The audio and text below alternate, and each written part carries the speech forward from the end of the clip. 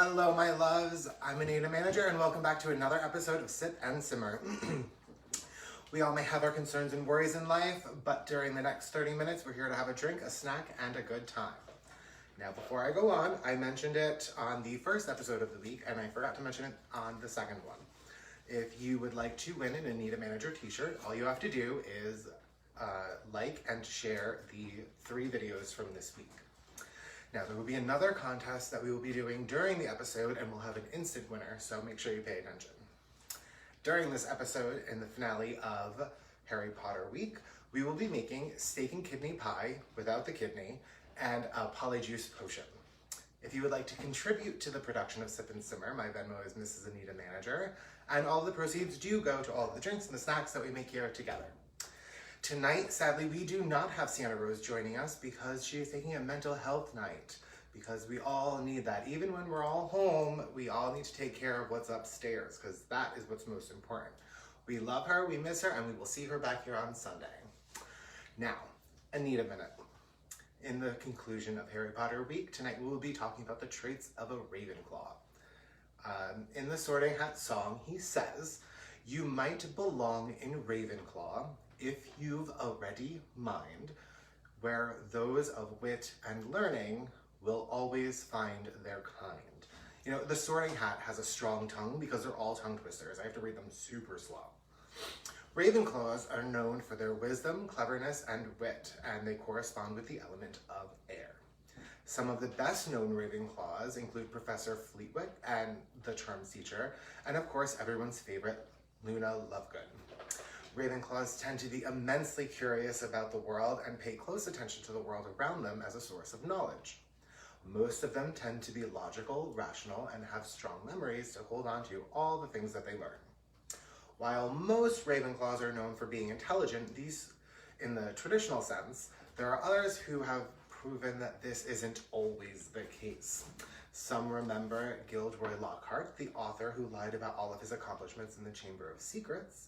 He was very bad at spells and constantly fumbled his way through the teaching that year. Instead of being book smart, he was smart in understanding people. He knew that what people wanted and how best to provide it to them, as well as how to capitalize on it.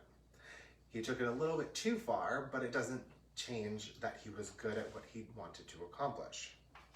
It just goes to show you that there's more kinds of intelligence, even for the Sorting Hat.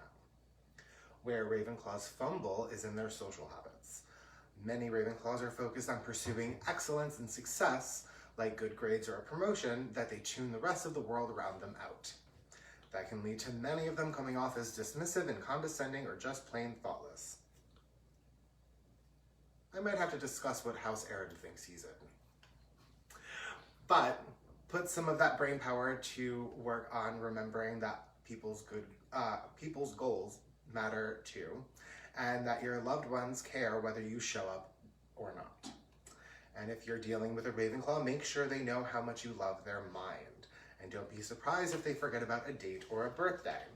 Sometimes what they need most is a loved one to pull them away from all the learning about the world so that they can experience it for themselves. And that concludes my chat about Ravenclaws. So this is what we'll be making tonight. These are our steak and kidney pies. We will get back to them later. Before I go on, we will be making a polyjuice potion. Now, there were a few recipes online for these, so this one just sounded a little bit better to me. So, what we have here is our shaker, and because I was alone, I thought that I would bring back Mama Mondays, and I'm going to be serving in a martini glass. Thank you for all your love, everybody. I'm really happy to see everybody here tonight. Okay, so for our polyjuice potion, if you remember the movies, it is green. Now I'm hoping that this turns out correct because the description of it was a little wonky. So what I have here, and I still doubled it because it sounds delicious, and I hope that I like it because I'm gonna keep on drinking it. All right, so I've got 2 ounces of orange juice. I've got ½ an ounce of triple sec. And right here, I didn't measure it out so I could show all of you. This is ginger tea bags steeping in vodka. So the same thing that we did with the black tea bags, it's 2 tea bags for every 8 ounces. And I have 8 ounces here, so I've got 2 bags. So what I'm gonna do is I'm going to put in 2 ounces of the vodka. And here is where the color comes in. Orange and blue should make some shade of green, so we will find out. This recipe calls for blue food coloring. So I'm gonna put a couple, it might be brown, but we will see. All right, so I'm gonna give this a good shake.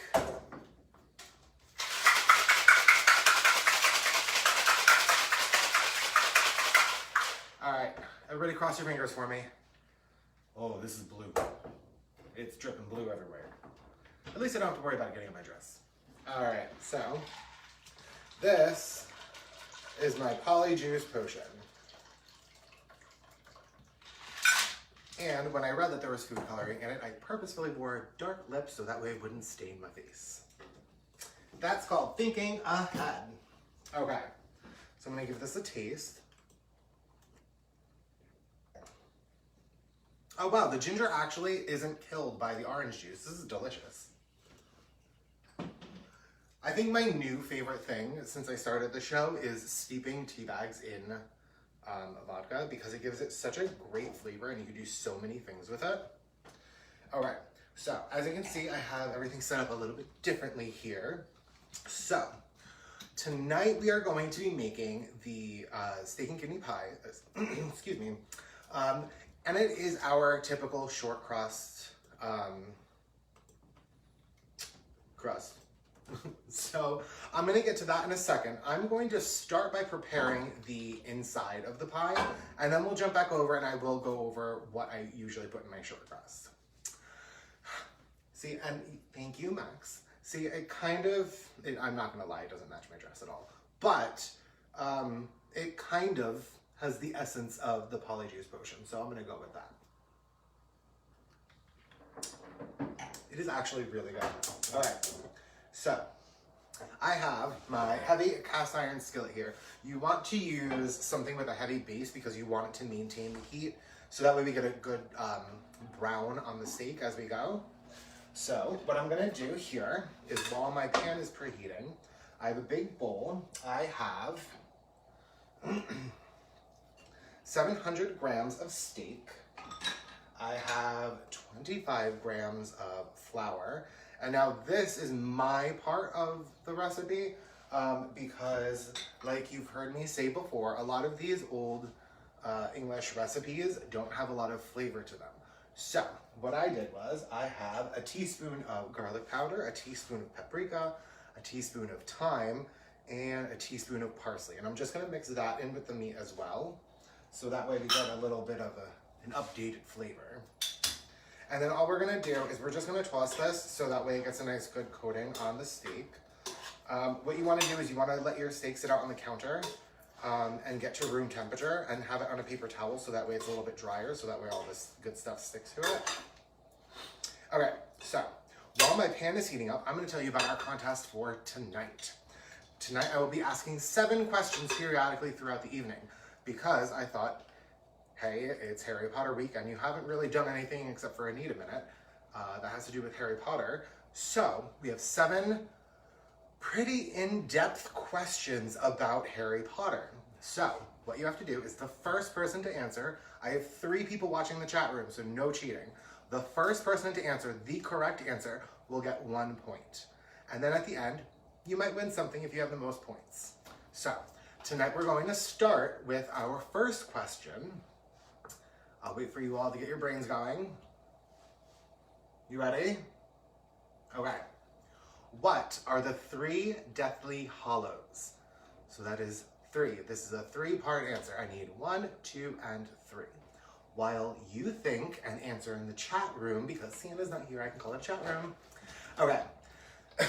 I'm going to continue this. So, again, I need to know what are the 3 Deathly Hallows. We're gonna start off easy. I'm gonna get back to the pan.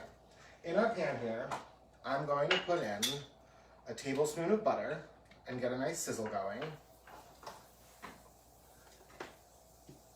Okay, so once this melts, you're gonna wait for the butter to just turn brown. Once it turns brown, we're gonna throw in the steak a little bit at a time. You don't wanna overcrowd the pan. I don't know if you've heard that before, but if you overcrowd the pan when you're cooking, what you're gonna do is you're gonna lower the temperature of the pan, and you're also going to have to focus on too much going on at the same time. So what I like to do is I like to put in enough to fill about a third of the pan and wait for that to be done, and then I'll remove that, and then I'll put in the next portion. In most recipes, most cooking shows, they will say when you're either browning meat or cooking something, you want to make sure that you don't overcrowd the pan. And as you can see, that's a lot of meat.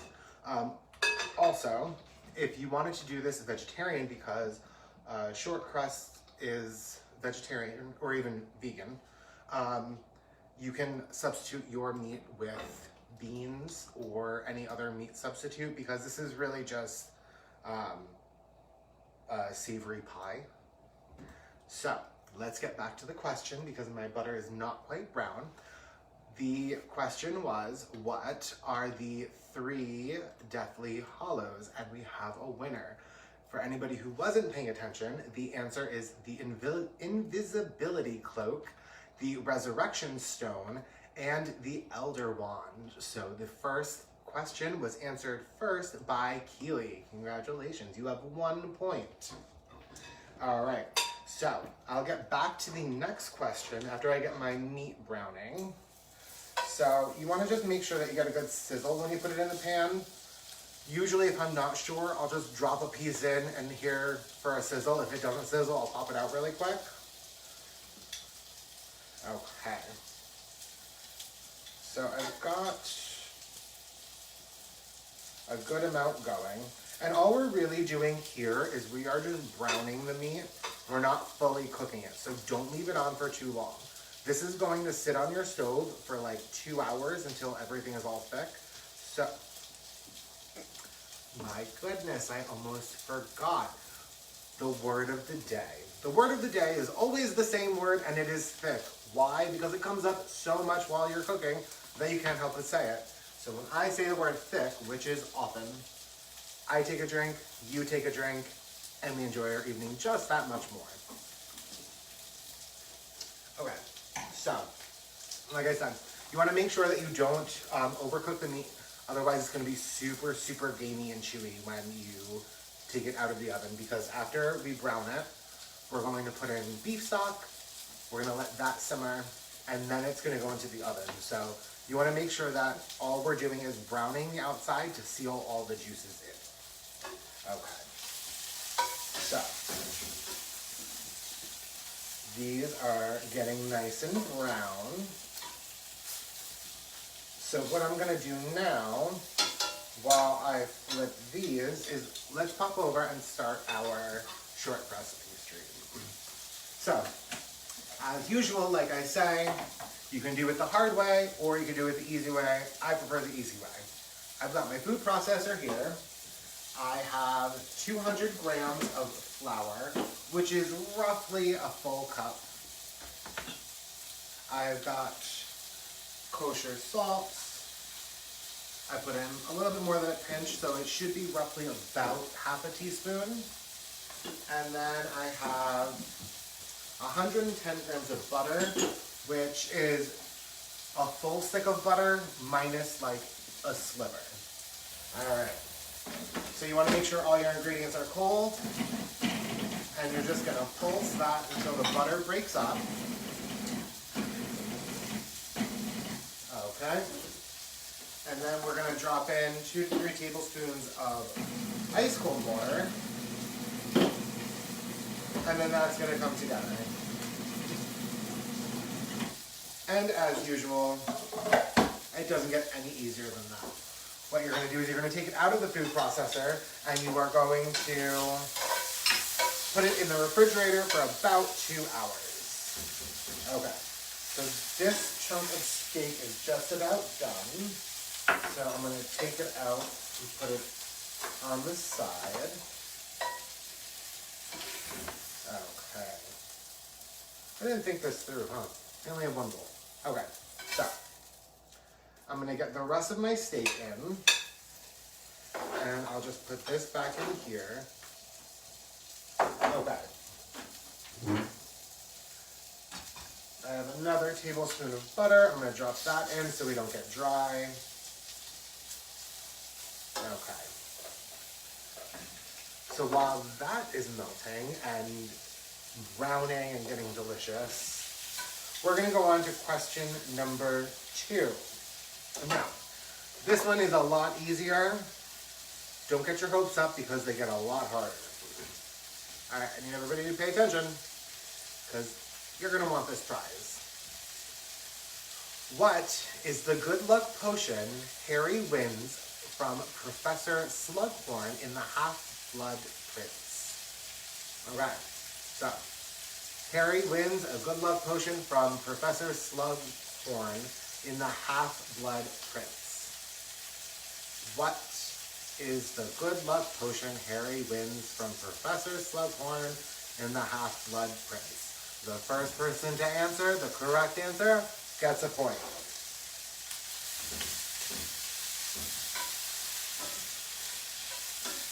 Okay, so while this round is browning,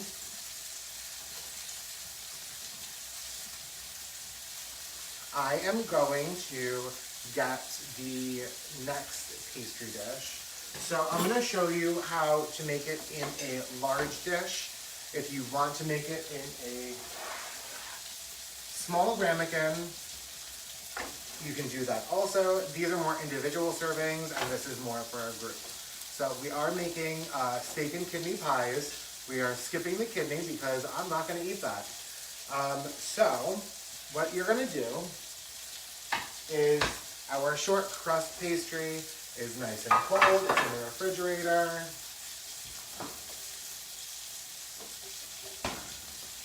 Beautiful. You're going to take it out of your saran wrap. You are going to dust your counter with some flour, and you're going to roll it out. This might have been in the refrigerator for a little bit longer than expected, so it's going to be a little bit tough, so I'm going to soften it up with my hands before I get it with the rolling pin. So while I'm working on this, let's go back to that question. Okay, so, excuse me, what is the good luck potion Harry wins from Professor Slughorn in the Half-Blood Prince? And we have a winner for question number 2, and it was Keely. Congratulations, that is 2 points. Now, everybody else, you have 5 more questions to catch up with her. Okay, so the answer for the potion that he wins is the Felix Felicis, I think it's called. That's how it's spelled. Okay. So, what I'm going to do is I'm going to start to roll this out.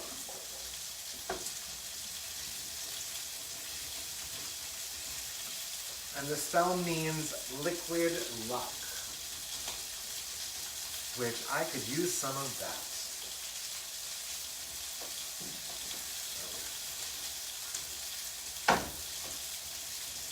So, how many of you are playing along? Because I think I had about a dozen people ask me to do a Harry Potter week. And I can't really see from where I'm standing. So I just want to make sure that you're all paying attention. Alright, so my steak is nice and brown, so I'm going to take that out of the pan. And now I'm going to use the same pan so I can get all of the juices and all of the chard from the pan into the rest of the food. So what I'm going to do is I have 1 more tablespoon of butter. So if you're paying attention from the beginning, that is a total of 3 tablespoons. And then I have 1 tablespoon of vegetable oil. I'm gonna let this come together. And now we're gonna throw in our veggies. Now, this you're gonna wanna turn down. The second you get everything in, because the temperature is kind of high, you're going to give it a stir on the high heat, and then you're gonna turn it down so that way it can get nice and soft without burning the vegetables. Okay. And what's most important when you are cooking is make sure you season everything along the way. So I'm just going to give this a little bit of a sprinkle of salt. Hello, Angela. Welcome to the show. It is Harry Potter week. We are making steak and kidney pies. So now we have people watching right now from Australia, the UK, and now Italy. So thank you all for watching, and whatever time zone or you're in, because that I'm not going to try and guess. I said goodnight to a viewer I was messaging with on Facebook the other day, right after the show, and I said have a good night, and it was morning for her. So yeah, I can't really pay attention. All right, so Keely, you may not be in the kitchen with me, but yes, that steak is absolutely thick and juicy. Thank you. Okay, so my steak is cooling down a little bit because, like I said, we don't want to overcook it. My veggies are sauteing, and now I'm going to continue to roll the dough out. So that way I can get it into my prepared dish. All right, so let's get on to question number 3. So I think everybody else has to catch up to Keely because she's already got 2 questions. She's 2 for 2 already. Now this one is a little bit difficult. So if you answer too quickly, I'm gonna know you cheated.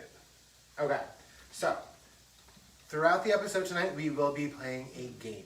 I'm going to be asking a series of 7 questions. The person who gets the most of them right will win a prize. Now, I'm not telling you what the prize is as of yet, but you have to make sure that your answer is A, correct, B, the first one, and C, that I don't ask a lot of you. That's it. That's all I need. Just right and first. That's all. All right, so I'm going to keep on rolling this out while I read the next question. Now, the next question has quite a bit of answers, so pay attention. I need all of the defense against the dark arts teachers while Harry was in school. So, while Harry attended Hogwarts, I need the names of the dark arts professors, okay? So I'm just gonna give my veggies a stir, and I'm gonna grab a little bit more flour to toss on top here. Okay, so we have 5 answers. So I need 5 professor names. They were the professors of the dark arts. Does anybody else get kind of nervous when your echo responds when you didn't say her wake-up name? Because then I'm like, are you listening to everything? And I may be a little bit of a conspiracy theorist, but I'm not like a crazy person that like runs around and turns all of my echoes on like mute when I'm not using them. No offense if you are, but I'm not. Also because we have like 14 of them, I think, and that's not realistic.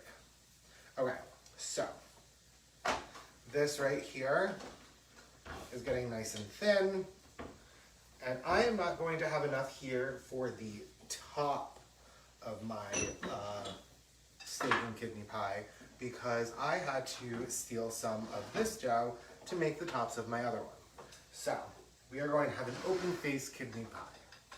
All right, so what you're gonna do is you're going to prepare this by just using a little bit of Crisco, because it's my favorite thing in the world, or shortening. Crisco is shortening, but I'm trying to not use like brand names. Like I try and say like cling film or plastic wrap. I forget what Band-Aids are actually called, but those.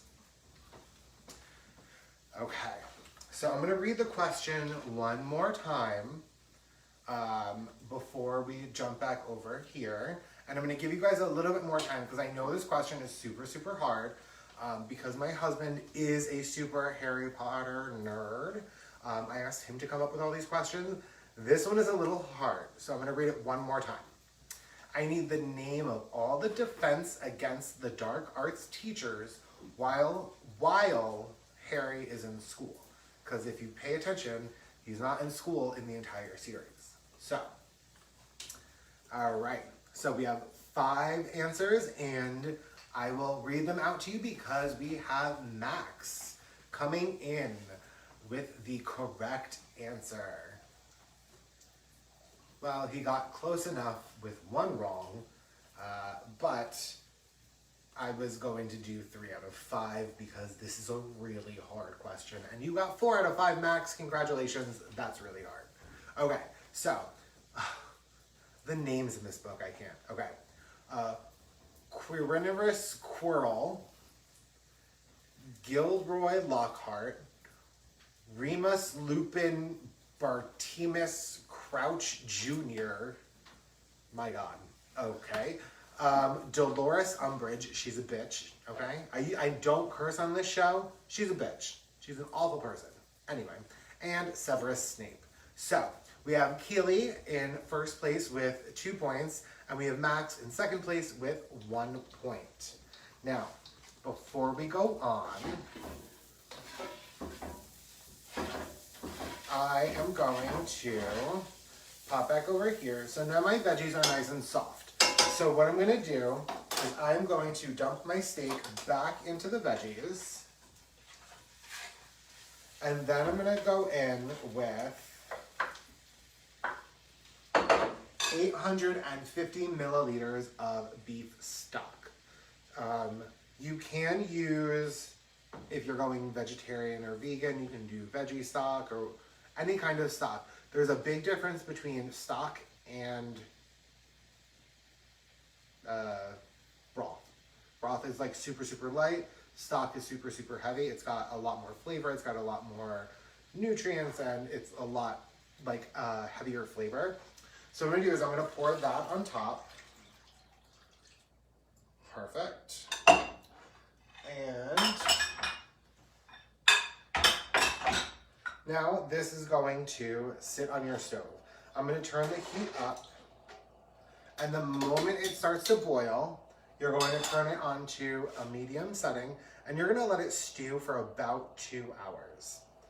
Okay, so before we go on, let's get to our question number 4. Dumbledore has a scar above his left knee that is the perfect map of... I knew this answer. I'm gonna read it one more time. Okay. Dumbledore has a scar above his left knee that is the perfect map of blank.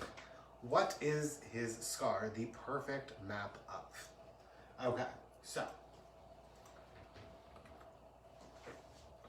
I have my short crust here, and it is lined with my delicious pastry. And I have some prepared filling here. Okay, so I would oh my goodness, Max, congratulations, now it's a tie.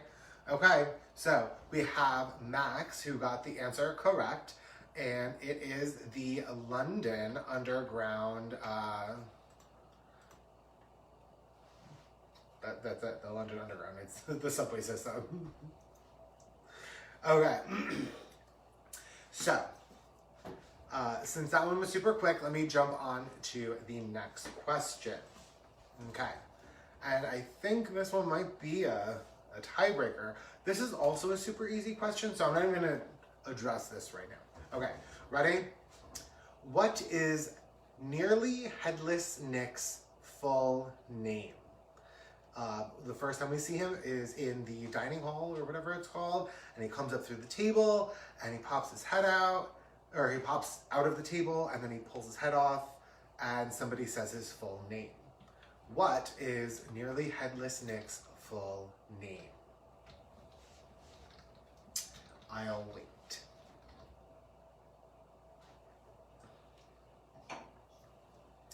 Okay. Come on, guys. Nearly Headless Nick. If I know the answer to these questions, there we go. Okay. Keely, you're falling behind. We have Max in first place now with 3 points. The answer is Sir Nicholas de Mimsey Porpington. That is an awful, awful name. I would rather go by Nearly Headless Nick. Okay, so before I get to scooping, one more question. In Harry's first potions class, Snape asks him the difference between 2 plants, and then he tells him that they are the same thing. What are the 3 names of that plant? This one is a 3-part answer, so I am going to pause before reading it again. Letting you get your thinking cap. It's like the cousin of the sorting hat. It's the thinking cap. Okay. In Harry's first potion class, Snape asks him the difference between 2 plants. Then he tells Harry that they are the same thing. What are the 3 names of that plant? It is a 3-part question. Okay. You guys are thinking, I'm cooking. All right.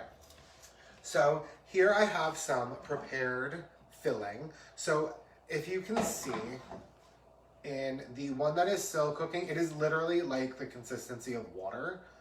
After it has cooked and reduced for about 2 hours, it is like a stew, and it is like that, but it's delicious. Okay, so it's gonna soften back up once it goes into the oven. So I am going to pretend like this fills the pan, because it's more important for you guys to see the after instead of like the during, because you can imagine. Okay, so what I'm gonna do is I'm just gonna give this a little wrap. I'm gonna make it like a hand-raised pie. For all of my Great British Bake Off fans out there, we all know what that is. Okay, so what I'm gonna do is I'm just going to seal this closed while I congratulate Max again for getting the answer correct. Okay, I'll read the question one more time before we go to the answer. Max, come on, you Googled it? That's, you know what? We're gonna go on to the next question. You know what? I'll read the question again, but you know what? That's cheating. You know, the internet, that's the problem here. Okay, so in Harry's first potion class, Snape asks him the difference between 2 plants. He tells him that they are the same thing. What are the 3 names of that plant? It is monkswood, wolfbane, and aconite. Asonite. Aconite. I don't know. But those are the 3 names. Okay, so we still have Max in first place with 3 points, even though he should. And you know what? He does. You get a point taken away. I appreciate you telling the truth, but you lose a point for cheating. So Max now has 2 points and Keely has 2 points. So, yes, but I took one away. Max had 4 points? Jeez, Max. Okay, so Max, you have 3 points. You are still in the lead, and Keely has 2 points. Now, we are going to go to the next question, and the next question is, what is the full name of each of the 3 brothers who Death made the Deathly Hallows for? Okay, let's read that one more time, because this is a This is a doozy. I thought this was going to be a tiebreaker. I didn't think I was going to have to use it. All right, so what is the full name of each of the three brothers who death made the Deathly Hallows for? Okay, three brothers, three names, three answers. Okay, so what I'm going to do is I'm going to pretend that this lovely steak and kidney pie looks as beautiful as these do. What I'm going to do is I'm going to put this in the oven, 400 degrees, what is that, 190 Celsius, 400 degrees Fahrenheit, for approximately 40 minutes. The smaller ones take about 35 minutes. One that looks like that will probably take about 50 minutes. So everything on the inside is pretty much cooked, but you just want to make sure that the outside is nice and brown and that the short crust is fully cooked. Okay, so that's going in the oven. To read the question one more time. What is the full name of each of the three brothers who death made the Deathly Hallows for? We have three answers. We have the oldest, the middle, and the youngest of the brothers. Anybody? Come on, you want this prize. You know, I know you know. Okay, so once we take them out of the oven, they're going to be in a ramekin. They're not going to look like a sloppy, like, I don't even know what to call that. That is ugly, but it'll be delicious, so that's all that matters. You're going to let them sit out on the counter for about 10 to 15 minutes to cool in your ramekins, and then you can just slide the knife along the top and pop them out. And if you want, if you're really concerned about the way that they look, you can pop. What is the full name of each of the three brothers who death made the Deathly Hallows for?